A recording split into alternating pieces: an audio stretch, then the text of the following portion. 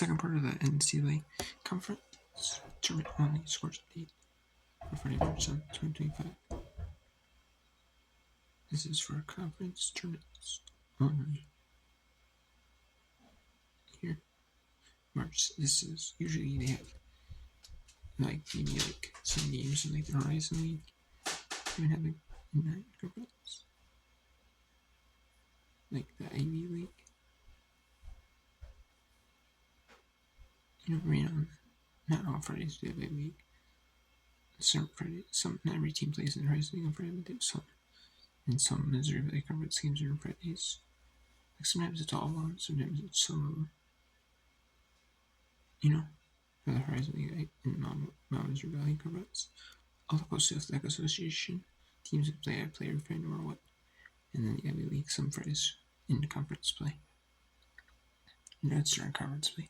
During non-conference, you know, you may have conference teams that don't really play on certain days. They'll play them to get games in. But anyways, we have number 1 Texas, they defeat Ole Miss 70-63. Number 4 UCLA defeats Nebraska 85-74. Number 9 LSU defeats Florida 101-87. Number 11 Duke defeats Louisville 61-48. Number 13 Ohio State surrenders over Iowa 60-59. We had number 17 Baylor defeat Iowa State 68-63, 62-59. Number 2 Oklahoma State over Texas Tech. And then we had Lindenwood defeat Western Illinois 86-75. East 77 George Mason Seals 64-52. Pacific over San Diego. Austin P defeats West Georgia 60-49.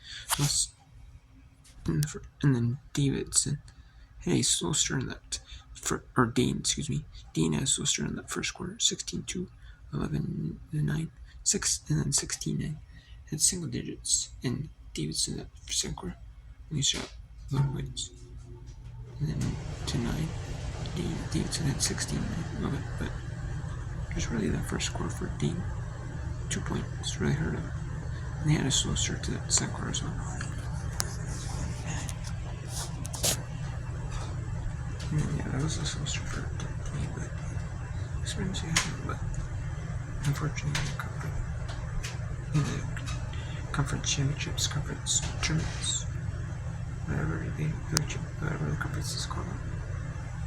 You know, you can't because one of them. I mean, sometimes, you know, if you want to make it to a postseason tournament, if you're like the NCAA tournament, the WBIT, the WNIT, like maybe Dane is safe for like the WBIT or WNIT. Maybe they are. But if you're a team that's like in the local conference tournament, like WBIT, WNIT, like your school, like they talk with like the school and like the women's basketball like program as like a whole, like, hey, you know, like the athletic directors at the schools, and they're like, hey, like call, text, like email them or something, or hey, we want to get a hold of you to play in our tournament, you know, like, hey, would you be willing to play in the tournament? Some teams don't want to play in the secondary tournaments, but hey, they will. They will. And a lot of these teams, the smaller non-power conference teams, WNIT, WBAT, they'll gladly take them, or these teams, they'll use it as like learning, building spirit, like learning, you know. They'll see what it's like to play in the postseason, playing, you know,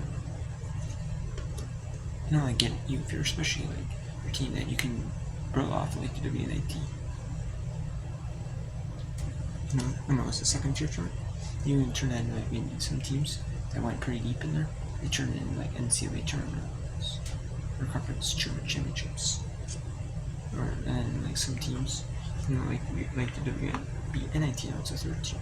You can turn it into like the WBIT experience, and maybe NCAA experience.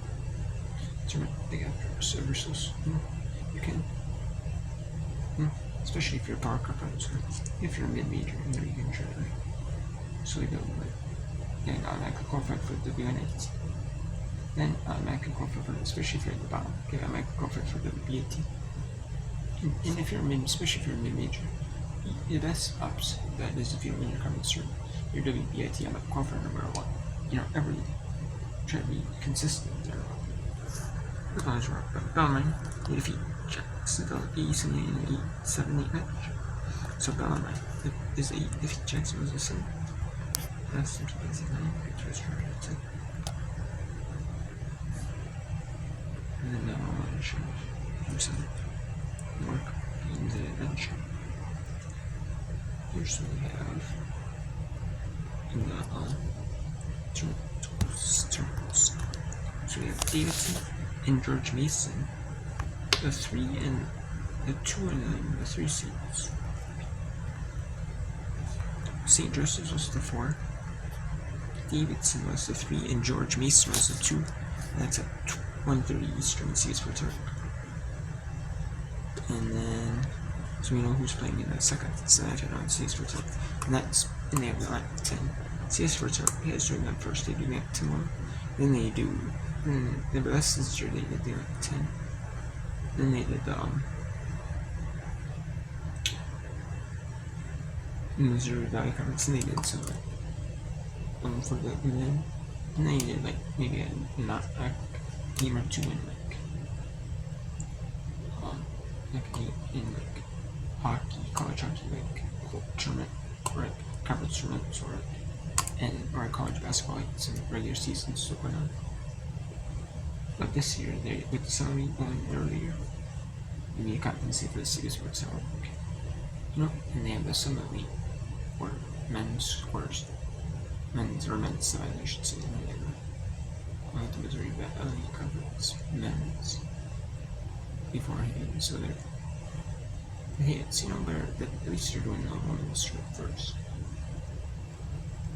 Even if it is first, at least you're doing it, so I can't really complain. You can't really complain. If you're a fan of the women's tournament, women's games, at least they're televising them on ESPN networks, or whether it's ESPN, ESPN2, ESPN News, ESPNU, conference networks. At least they're televising more than they used to, so they're televising on bigger networks, so and you can't complain, so and see a sports network, or you can't complain. Any network is good publicity. Any televised network is good publicity. And ESPN Plus is the best conference, or ESPN Plus is like the catch-all for all games, but at least they're televised and not like school websites. Are at least a little more mainstream.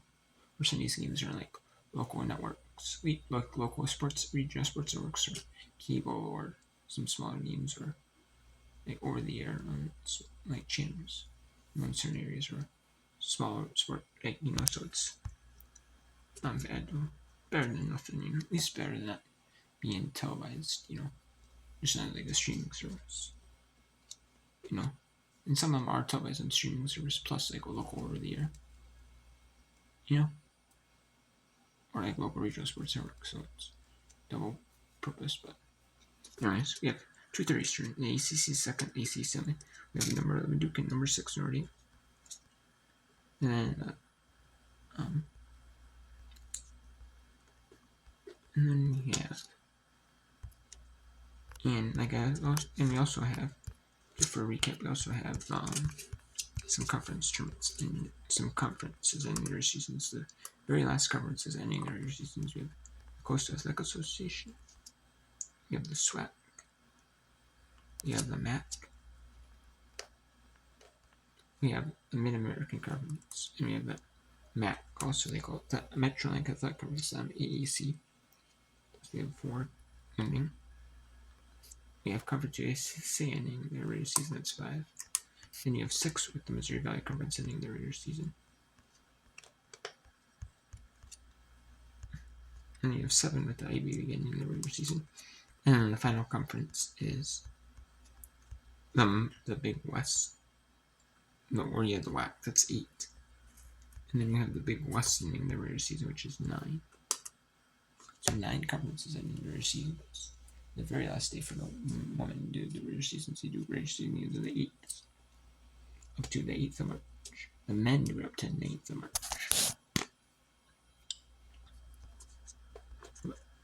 And then some do it.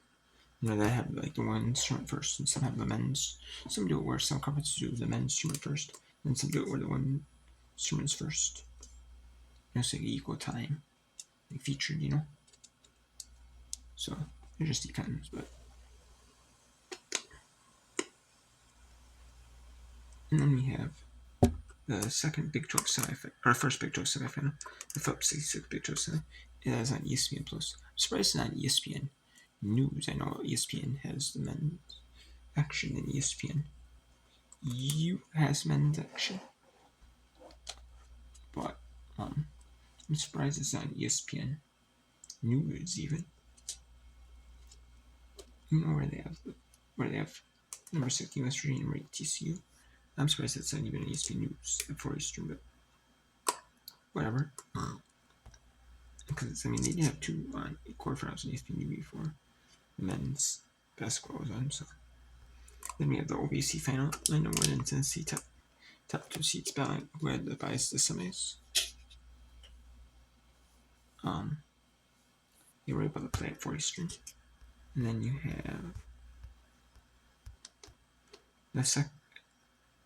No, that's the first SEC. And then you have the second Big 10 semifinal done as Ohio State and number 13 Ohio State, number 4 UCLA, 5 Eastern Big 10 Network. I know the Big 10 Network, they have a deal with, they dropped their deal with ESPN, and they never usually had it on ESPN. They had always a Big 10 Network because they had SEC. Because then the men's ACSEC would be their conference works more. They would put more games that might be in ESPN2 for those conferences. And have a few less, maybe, and then maybe have some of the spring sports or other championships, like wrestling or gymnastics or other sports on. We'd have, what I mean? So, if they didn't have enough basketball, sure. But, anyways, yeah. And we have Big 10 North, that's Ohio State, UCLA, Pacific, and St. Mary's is in the third round at 5:30 Eastern and Eastern Plus, 2:30 Pacific. And then 5:30 Eastern, 2:30 Pacific.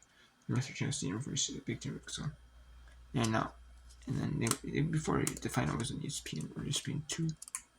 Now it is on CBS, so with their deal. Usually for the men's, it's usually Big 10 football, Big 10 men's basketball. They've had a deal with I believe they've had a deal with Big 10 men's basketball for all. It's just never for football. And now with their deal, they show Big 10 for the Big 10 women's feature game. You might have a few women's feature games, but they very rarely. I don't think you rarely see when you might see 1 or 2, not very many. And they have it on CBS. So for the final, I think it's just a good faith deal. They throw on but we're gonna do this package deal at this price, but you have to show the women's final or something like that. They throw, something, kind of something like, you know what I mean? Something like that. And then we have the second Big 12 semifinal. Number 2 Oklahoma State, number 17 Baylor, 6:30 Eastern ESPN. The winner of that game, Oklahoma State Baylor, could potentially get a host in the NCAA tournament. And that's because you have West Virginia, you have Baylor, you have Oklahoma State. West Virginia is a 4. And now if you look at the people, it's 16. Baylor 17, they're 5. Oklahoma State's 21, they're 6. So these teams could get big wins. If especially Oklahoma State, Baylor, both those teams, if they get big wins in the semi, if they get big win over a ranked team in the semi, another ranked win, and a big quad 1 win, that could help them boost their resume to a top 4, especially Baylor. And that 6-3 streak, Eastern quarterfinal. The top 2 seeds got byes to quarters, and top 6 did, but 6 had to play, 4, 5 had to play each other, and then they don't get it, and they have to play each other without.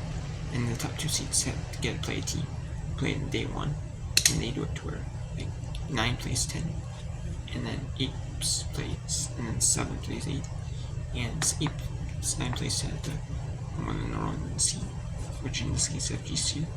And S&P played in the neutral court game, and they play the day after in the quarterfinals. And S&P plays FGC, and then in the ASUN quarterfinal. And all the team, and this year's the final year they're doing the campus site games this year. This year they are. And they're moving it to Jacksonville,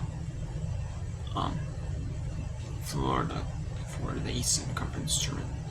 Probably it's either going to be hosted at some arena in Jacksonville, or it's going to be hosted at the University of Jacksonville.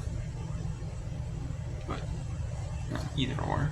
I mean, they're moving it, which it's kind of like you know where you're going to year in, year out, or at least for so long,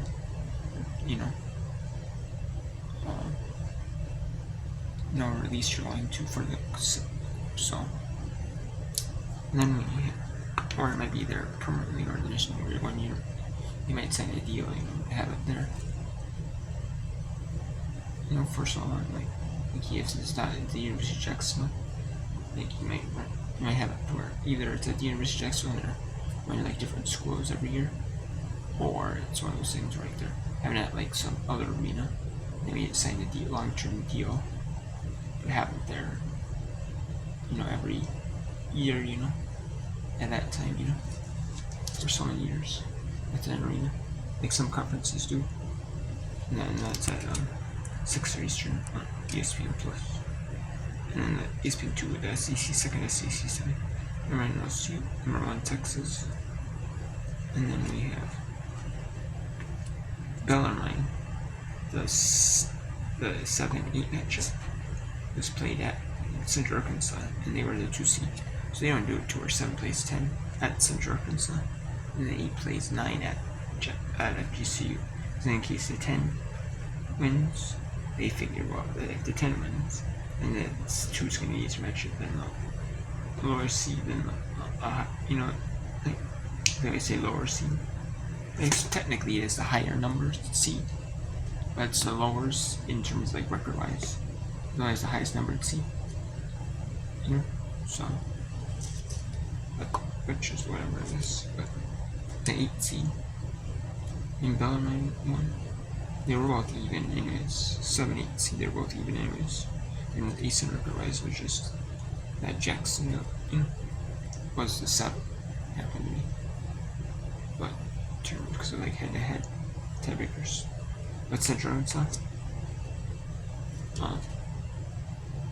has played Bellarmine tomorrow at 7:30 Eastern on ESPN Plus. And then Xavier plays Beat DePaul, so they play Seton Hall at 9:30 Eastern FS2. I don't know if I mentioned that.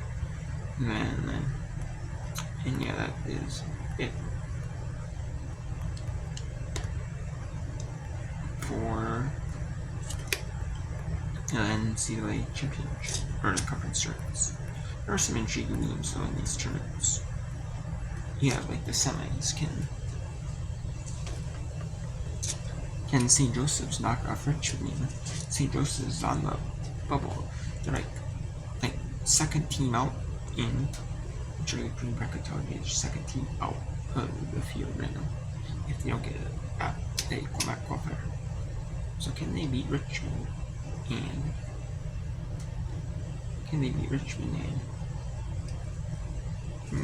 maybe get the number ones? Maybe if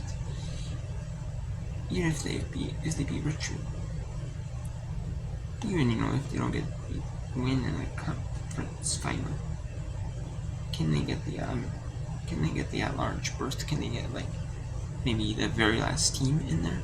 Because you still have the Ivy League, and the Ivy League Harvard, Princeton. Those two teams that they play in the semis, or the final, depending on what happens with Columbia tiebreakers. I know it's nothing. And the records, so we'll see. But if those two teams play, especially, they could be in the semis, most likely, Scott, I would assume. If they do meet in the semis, that was a loser of Harvard, Princeton. That matchup get knocked out of the tournament as an at-large. I could see it possibly happening. With St. Joseph's could, sneak in as it sneaks to that spot. And then you got Minnesota. Now, Washington. Was that Minnesota? Minnesota had to beat Washington. You had a split 1-1. And then Minnesota might have been in. Might have just sneaked in. Now Minnesota is like the very last team in. So, but is Virginia Tech gonna get it? Is Minnesota still safe? Is Minnesota safe? I mean, they do have some better ones like Illinois and that they have to that's a good win. Is Virginia Tech can they air sneak? Or are they gonna sneak in that take that spot?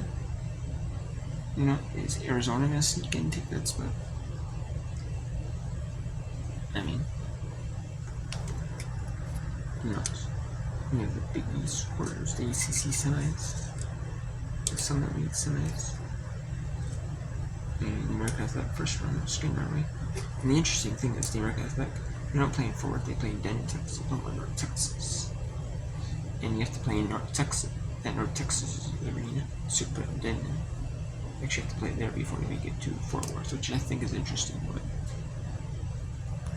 I guess either earn rate at Fort Worth and then, which I guess is like the closest, must be the closest like arena to Fort Worth.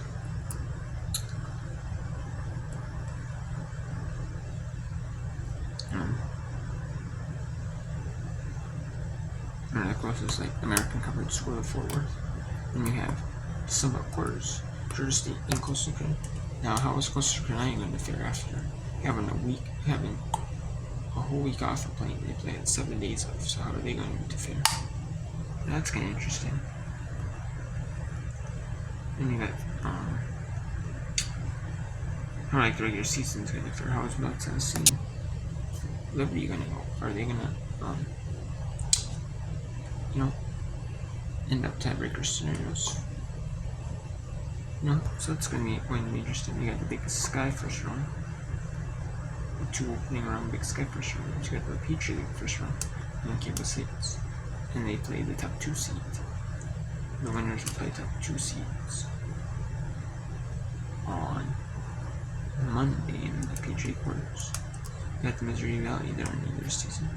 Same with the Coastal Athletic Association. We still got a lot of programs in those two. Same with the Metro and Confederate Conference. The map. Yeah, you got top 4 make the tournament. You know who's going to make the tournament. I mean, not necessarily because Brown and Pennsylvania. But still. Who's going to play is Princeton or is Columbia going to play Harvard? We'll see there.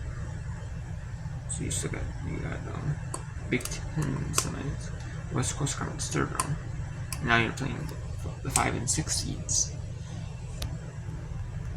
San Francisco and St. Mary's are playing each other. Are not playing each other, but they're opening their tournaments, I should say. San Francisco, St. Mary's. And 5 and 6 seeds in West Coast Conference tournaments in series. 11 teams, they get up playing the third round. Open their third round with top 2 again by the semis, 3 and 4 quarters, 5 and 6 third round, 7, 8, 9 in the second round, as they only have 1 third round lead. They could do it to where 7, 8 only do. And then there's this kind of an odd number with odd numbers, so they have to do that. So. And then the Eastern quarters, so. And right for Lipscomb, Lipscomb, East Texas are technically. And then you got SWAC, like the regular season, so there's still a lot to play for the SWAC, so.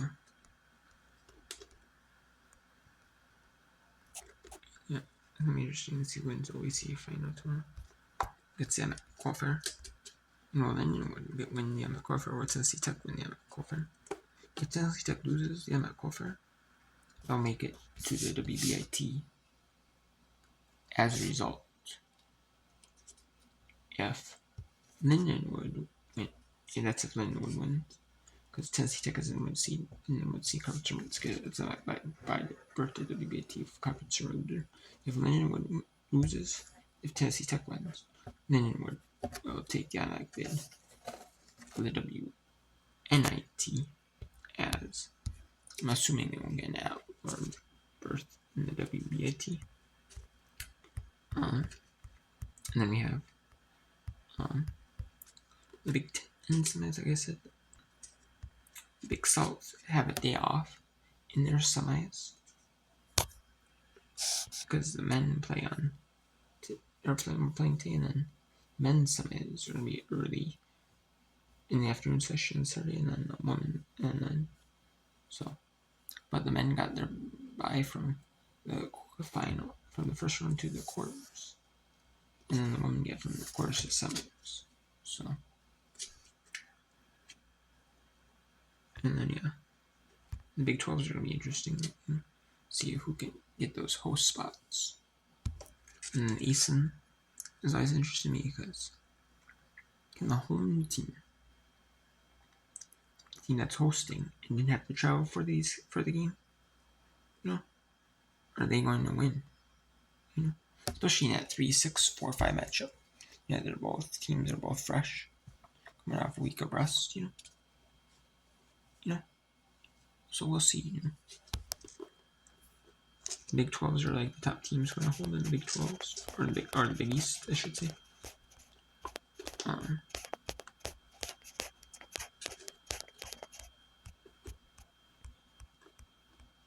Villanova Marquette either or could win that one. UConn could beat John Screen could beat Georgetown, and then you have Seton Hall. So we'll see. There is a fluke upset. Otherwise, that could be either or. I guess would be Villanova Marquette, and yeah. And also there's also a very intriguing matchup I forgot to mention.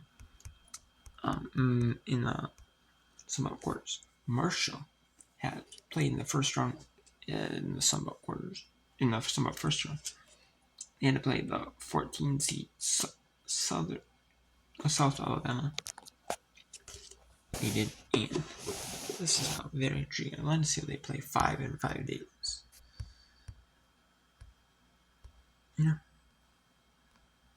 They had 5 in 5 days to play. They have to start off with their conference with South Alabama. Then they play Texas State. Got the win.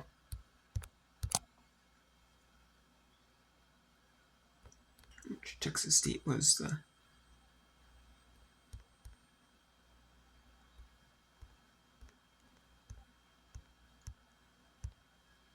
Texas State.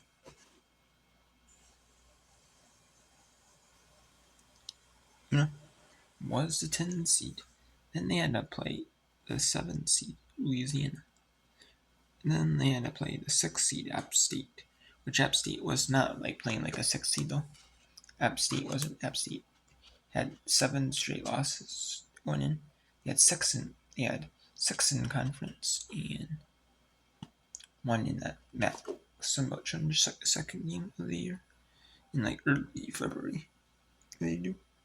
Because they want to put the top MAC teams against top Sun Belt teams. Pit them.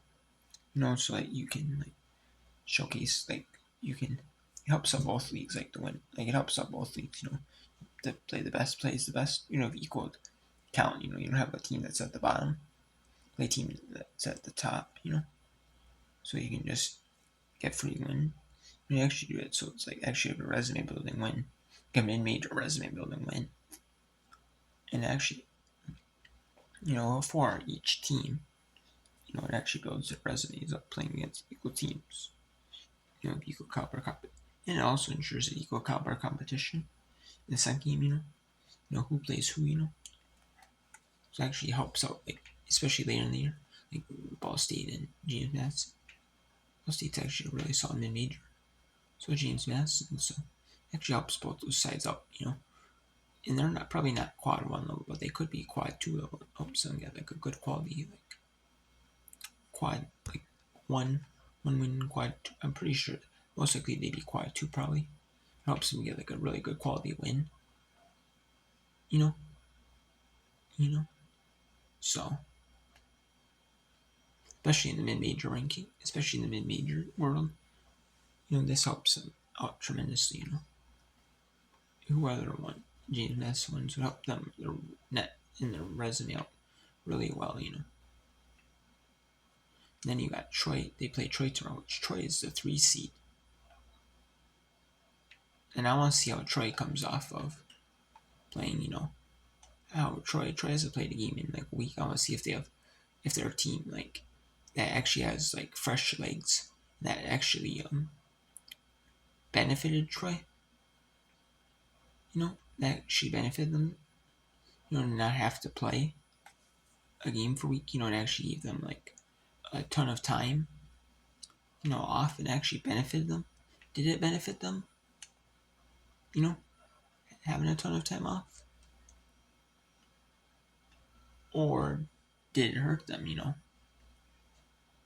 having a week off? Because sometimes, if you have rust, but I mean, they're used to having I know they're not used to playing like Saturdays and the Thursdays, which is 5 days off.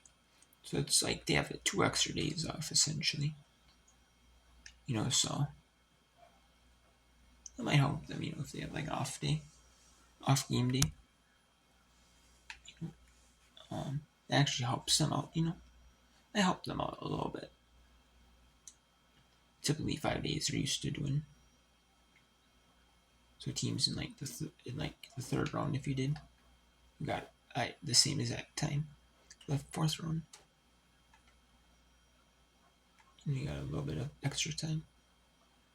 Just a day of extra time, but it didn't matter, for them because they both lost. So we'll see at the quarterfinals how that shapes up.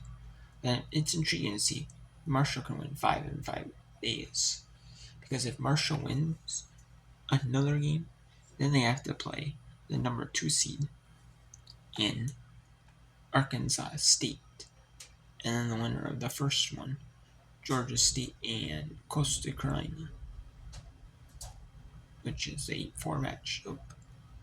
They play James Madison on Sunday afternoon session, and then it's the winner of Marshall Troy plays Arkansas State. So it is very interesting. It's going to be very, very interesting to see who can win. Because I'm very intrigued by that. Because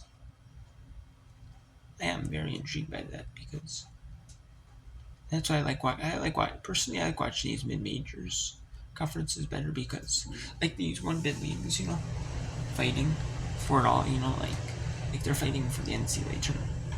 Like, yeah, some of them, like James Mass, yeah, they'll have like a qualifier WAT. But even if there's no qualifier, they'd probably be in the WAT, WNIT. Arkansas State will probably be in there. Troy most likely. Arkansas State will most likely be in the WIT or WNIT. Troy will for sure. I've seen Arkansas State, Troy, in like the NIT predictions, and I can see it.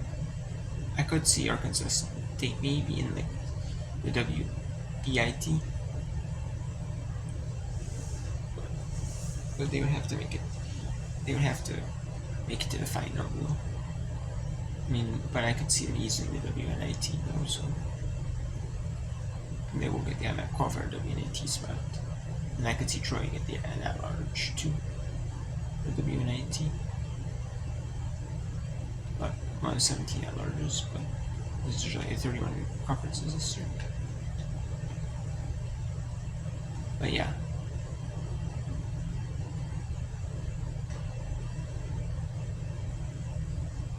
Yeah, I mean, that's just going to be very intriguing. So I'll let you. Yeah, I just want to. Yeah, I mean, I just have update here. And on Sunday, we'll talk about Sunday later tomorrow as the day goes on. But we got the SoCon final, as there's a break on Saturday because the men are breaking the 4 SoCon quarters.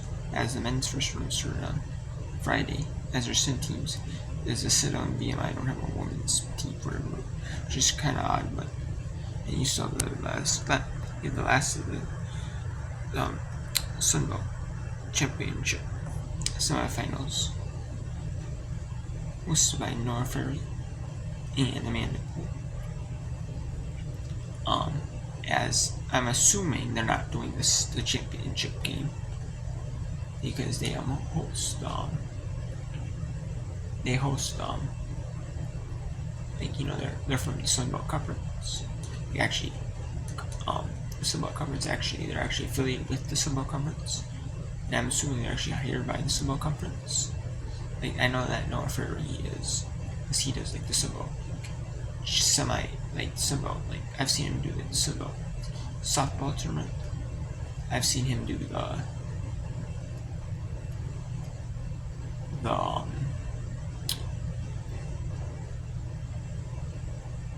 Sunbelt beach volleyball tournament. I remember him last year doing the Sunbelt women's basketball tournament as well. And like I know they have people that are affiliated with like the Sunbelt Conference to do their championship events. You know, like yeah. And I know that Noah Ferry, he's one of them, like, you know, do stuff for like the Sunbelt. You know what I mean? Like, I'm not sure if he does the Sunbelt indoor volleyball championships, right? The Sunbelt men's soccer championships. I am not for sure all the games of the Sunbelt soccer championships that they have. Like, I'm sure, assuming he doesn't do both the men's and women's, although he could, if they have them in 2 different weekends, like 2 different, like, you know, they're more, you know what I mean? But they do, yeah, the Sunbelt. Yeah, and they do it like they do it actually called the YouTube remotely, which I find interesting.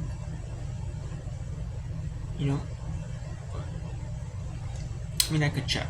I'm not for sure if he does, but anyways, I mean, that's the last of the ones from